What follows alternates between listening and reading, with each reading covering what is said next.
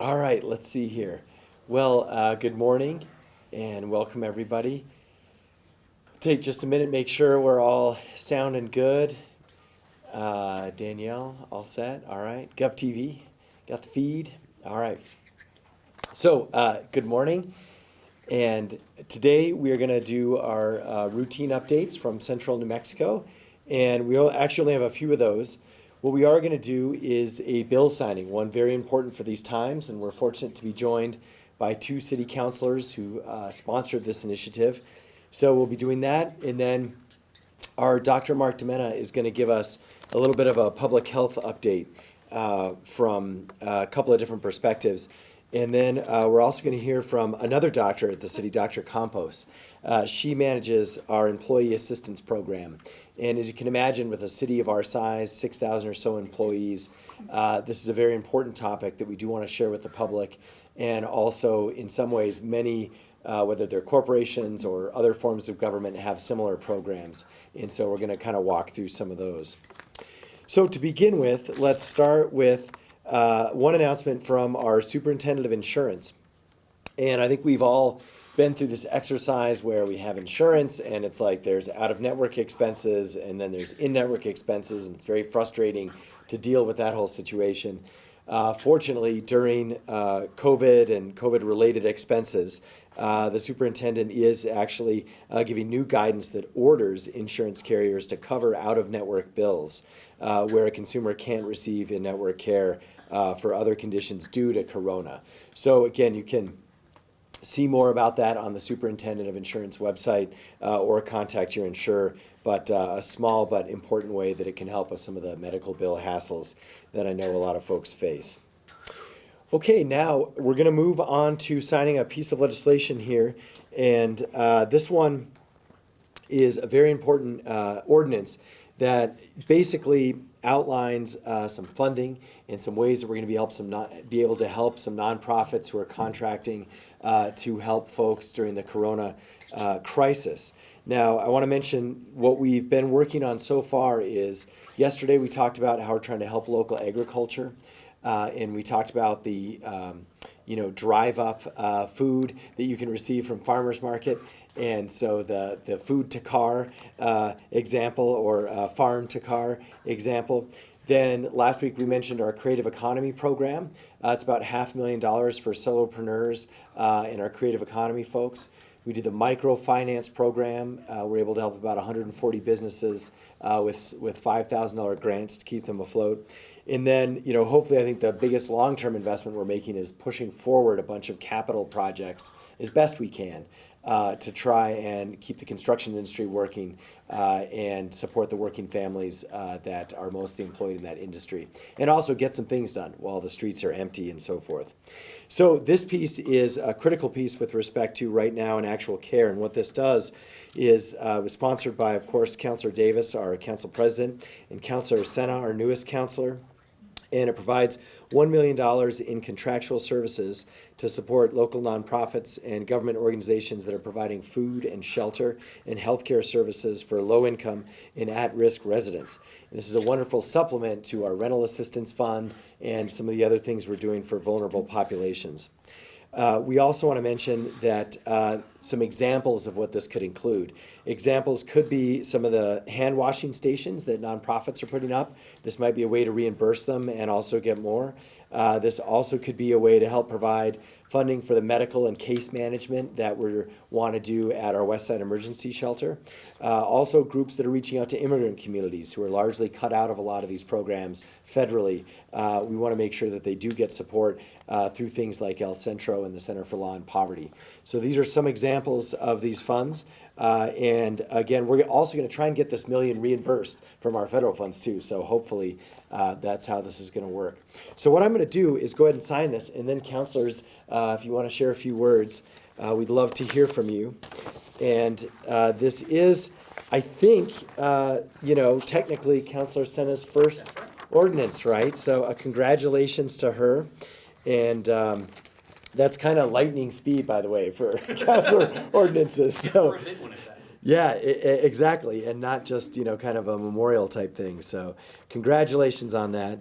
And let me double check at what date is today? 22nd. Okay, so Counselor, I'm going to give you the official pen. These are fun to collect. I have a few from the state, and actually one from Marty Chavez, oddly enough. And so whoever wants to go first, counselors? Pat, why don't you go first, and I'll give Lan the pen. Mayor, we just want to say thank you, and thank you to Councilor Sena. We're here today, as the mayor said, to start laying the investment and a down payment on the next phase of what Albuquerque does to support each other.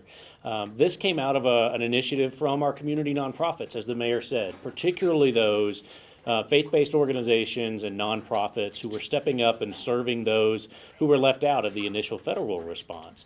And as we looked ahead for how long we're going to need to continue to support vulnerable communities, the City Council heard from organizations that said, if I only had $10,000, I could partner with a closed restaurant, get them back to work, and provide extra meal services to folks who have not yet been able to apply or qualify for long-term food assistance, like SNAP, for example. And so, and as the mayor said, our homeless services and healthcare services being provided are ones that our nonprofits are stepping up to do. And so if you work in a nonprofit, if you are part of an organization that's providing services in our community, or one that would like to get back to doing that, we're ready here at the city to take your application, to come up with an idea, and if you're serving folks that aren't getting the services they need, we want to be sure to support that long term as our city moves through this crisis and back towards recovering. But I have to say, I couldn't say more how exciting it is to have Councilor Sena. It was really great timing. We didn't know at the time. But for the mayor to appoint our new counselor from the West Side with all of her background in healthcare policy, advocacy, and community organizing, particularly amongst some of the communities that don't get enough services in our community and don't have enough of a voice. And no counselor has jumped in more quickly and is more in depth than Councilor Sena has, and this is a great example of that by working with us over a couple of weeks to develop this $1 million fund that we can put back in the community to get some of our organizations working again to help those who need it. And so I want to say thank you, Councilor Sena, for your leadership, for jumping in, taking a lead on this, and supporting our organizations. And I look forward to seeing you on this committee to help do these evaluations. So thank you, and I want to give you a second to say a few words. Awesome, Carl. I'm going to scoot this way. Come on up, Counselor. I got to give this to Isaac because we have it. You can't lose these once you sign.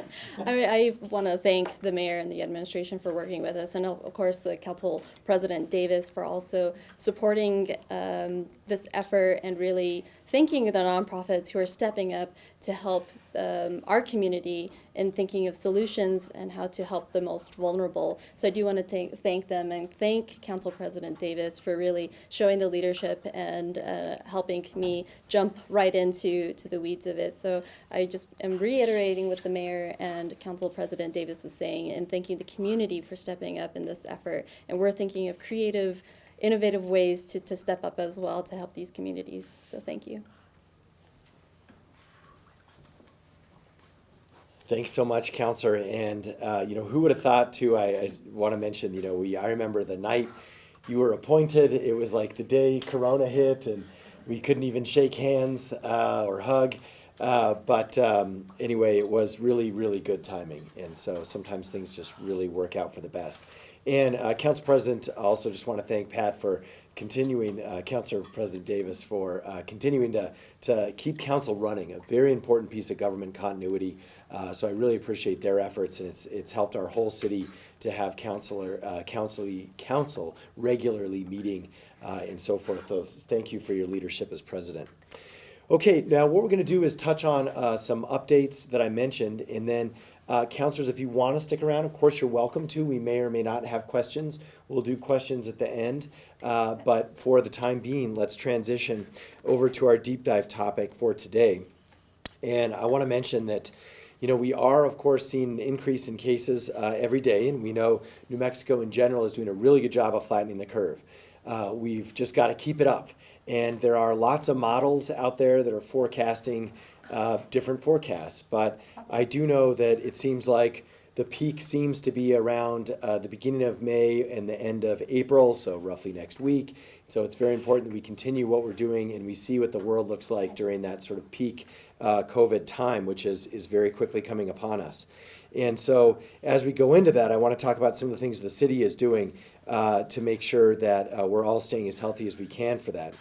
Now, I also want to mention that we're watching a lot of different matrix closely, and the governor's office and the state of New Mexico Department of Health, as well as working with our local hospitals, and they've just been tremendous to work with, actually. We really, in central New Mexico, are living up to the one Albuquerque mantra, where there's really seamless communication between the two, and that's just been really appreciated. And it's allowed us to increase capacity and allowed us to think about what it looks like to reopen. So tomorrow we're going to talk a little bit about that, but again, it's really just about planning for that, because in the short term, we need to keep doing what we're doing until we hit the peak. Now, I also want to mention that we continue to test at our West Side Emergency Shelter, our homeless population, and also the providers that help them. And so we have 65 folks that have been tested through that process, and at least at the West Side Shelter, we have not had any positives, so that's certainly a good thing. We do know this is a highly vulnerable population, so it is probably inevitable when we will have some homeless folks who test positive, just as it's inevitable that we have city employees that test positive. And so we do know, though, that during these high-stress times, we want to keep everyone healthy physically, pay attention to the whole person, mentally and emotionally. And part of that program that the city runs is run by our Dr. Campos, who we're going to hear from a little bit through our Employee Assistance Program. But first, I want to tee up Dr. Mark Domena more on the epidemiology side to go through a general public health update. Dr. Domena.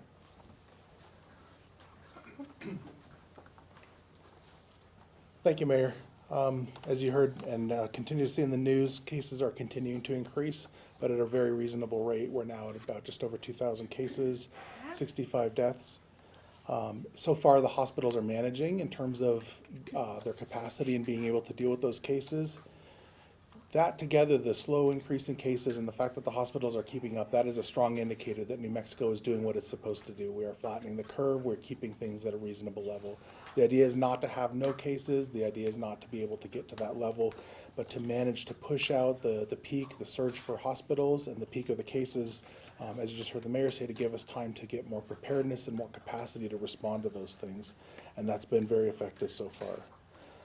There is still the potential for a large spike if we relax measures too early. I'm going to talk a little bit about that. But right now, the surge to hospitals at the point at which they're expected to be at a point where they can't keep up, the peak in cases for New Mexico, the models keep pushing that out further into May, and that's what we'd expect to see with a flattened curve. So we're very much getting what we expected and what we wanted to see, and very grateful to New Mexicans and people in Albuquerque generally for being able to work with everyone and do that. In order to get to a point where we start turning around and reopening things, having things change, we still have a long way to go. We're still seeing increased cases, although the rate of increase is leveling off considerably, but we are still seeing an increase in cases, so we still have to continue to do what we're doing. In order to get to a point where we can start reopening things and moving back the other direction, we're going to need to have vastly increased testing capacity. We congratulate the state on the progress that they've made in terms of being able to increase their capacity to process tests. About almost 41,000 tests that they have run so far, but that's going to still need to increase substantially, and some of that is still a limitation of things like reagents and materials and that type of thing. We also know that in order to get to that point where we are going back in the other direction, we're going to need vastly expanded contact tracing. We'll still need to keep tabs on people that are sick. The testing gives us that information as we need it, but we need to have contact tracing in much greater force in order to keep tabs on the people that the sick people have interacted with. In the meantime, it's very much stay the course, continue to maintain social distancing, continue to stay home. It's not just that when you go out in public, you're putting yourself at risk of becoming infected. It's the people that you risk infecting if you are already sick. And we know that even things like driving around on the freeway, a bad car accident that requires people to go to the emergency room is taking up hospital capacity that could really be someone else's life-saving bed that they need in the hospital. So defying those orders is putting people at great risk. And it's not lightly that we're asking people to do this kind of thing. Everybody understands that this is a huge imposition in terms of people's business, their livelihoods, and their mental well-being. I think all of us can relate to one another. We're all feeling kind of the crunch and the pressure of being asked to stay home, being asked to completely change our lives in the meantime. And that's part of the the sort of next stage that we need to be thinking about is, this is taking a toll on people psychologically. We understand that. Want to encourage people to kind of take a break from the news, find something that you can still connect with, something that still brings you some peace or some joy, cup of tea, favorite show that you're going to binge watch or whatever it is, and just try to find a way to break from the negativity and maintain a little bit of positivity in your life. But don't just obsess over what's going on with this in the meantime. Everybody else is experiencing to some degree or another the same kind of pressures, the same kind of discomfort. So reach out to people that you know, people that you care about, not in person, whether it's a Zoom call or a telephone call or whatever it is, and talk about these things. Don't be afraid to kind of engage in them and understand that this is still going to go on for a while, probably weeks, possibly longer. And even once we get to the point where we start reopening things, it's not just going to be a floodgate where it opens. The entire country, the entire world are going to have to continue to maintain social distancing, continue to do things differently than what we've been doing so far and what we're used to in order to try to get to a point where this is no longer a threat for people, and we don't expect to see a new surge, a new outbreak, a new turnaround in cases. And then long term, we have no idea what to expect later in the year. So it's very much a good idea to start thinking about ways to manage this right now. But again, thank everyone for doing what's being done to flatten the curve and to keep us at a point where we're managing very well in New Mexico, especially compared to some other areas.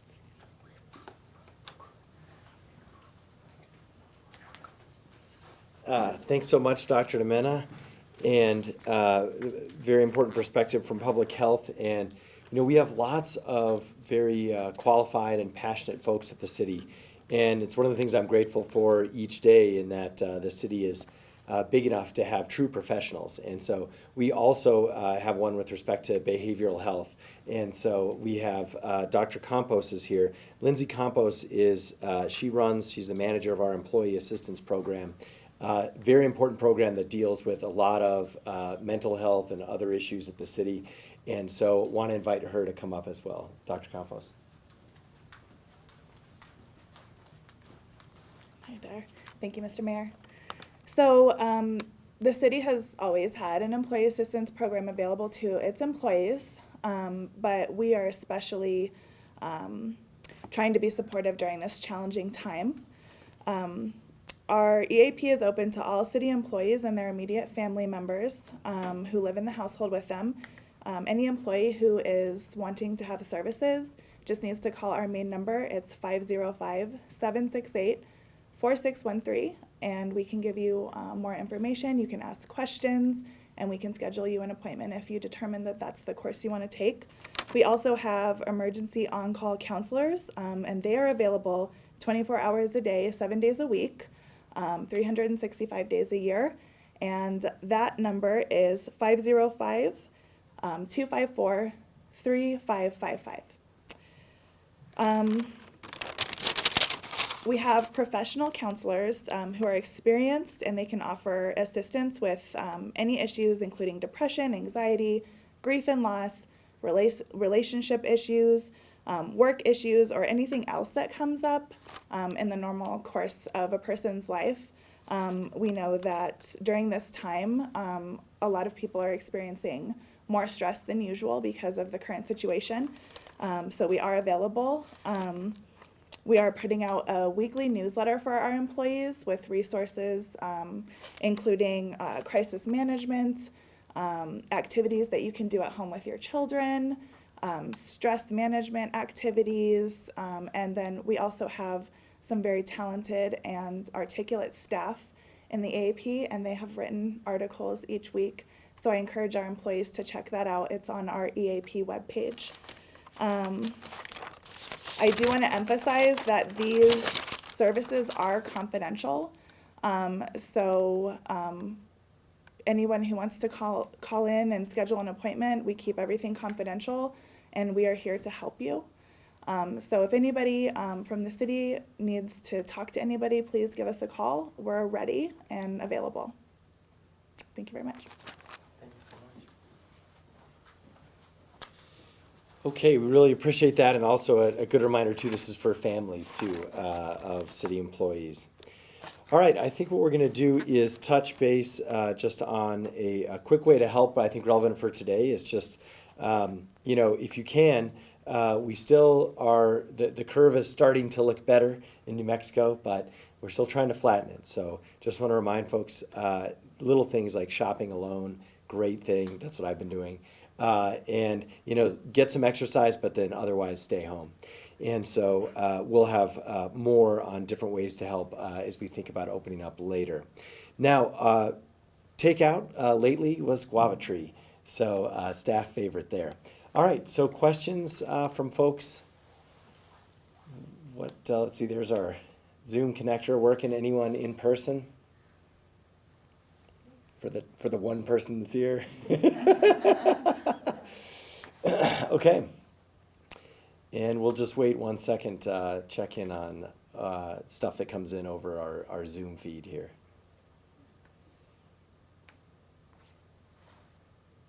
Okay, we have one from Myra at Univision, and I think this is a question about the funding and the bill that you just signed. How is the help going to work? Okay, so this might be a good one to tee up. I don't know if anyone speaks Spanish, but I will tee up counselors. So counselors come around.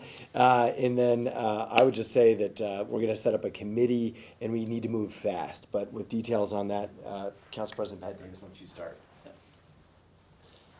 Thanks, Myra. The short answer is the legislation gives the city about a week to set up the application. And just like the city has done for our economic development grants and our artist grants, that we anticipate there'll be a very simple online application. The committee that'll include city councilors and some of the mayor's staff will evaluate those, and they'll make those recommendations to the city council. And so we'll have that available to be at the city council meeting as often as every week as we get those rolling out. So we anticipate a quick process, and we're about a week away from being able to accept those applications. Nice. Anything else you want to add? Yeah, Sure. I also wanted to add, for those that want to hear, a lot of these updates in other languages, we do have a town hall every Thursday to do these updates in multiple languages. So far, we only have Spanish and Vietnamese, as those were the highest demands.